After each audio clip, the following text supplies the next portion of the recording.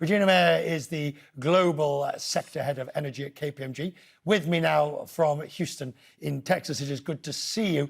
The first thing is where you expect the oil price to go, factoring in two aspects: the sanctions against Russia, but the reopening by China. I do expect that in the near term it's going to go higher because of exactly what you said. That we haven't seen a decrease in demand yet, and we expect an increase in demand from China reopening. So we are going to expect to see prices go higher, but we also see the futures market start to indicate that they expect prices to go lower in the coming months. So my anticipation is we might see Brent and WTI solidly in the 120s, but that we will see those prices come down in the coming months. Why is WTI, West Texas Intermediate, which is the US benchmark crude, why is that so influenced, bearing in mind it comes out of the US per se, and the price of the barrel in the US being influenced by what's happening in Russia?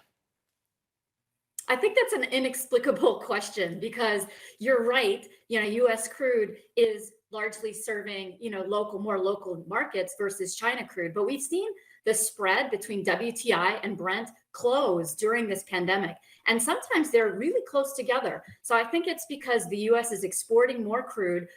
They do provide a lot more LNG. US benchmark crude gets closer to Brent, and I think we'll see that trend continue.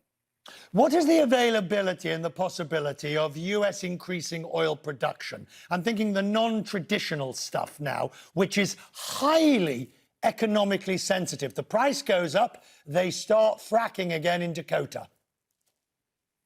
Yeah, I think what's challenging the shale players, and the reason why you're not seeing as much activity in the Permian Basin, is because of the overall inflation against the supply chain. The shale players would drill more if they could have more access to pipe, workers, sand, etc.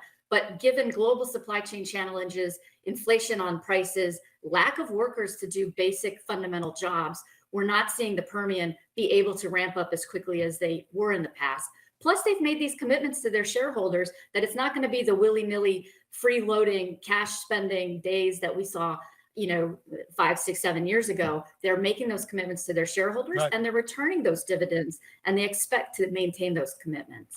Regina, finally, I want to just get your gut feeling on this deal that the EU's finally put together. Okay, it exempts the southern part of the pipeline for Slovakia, Hungary, and others. It keeps it for the northern part.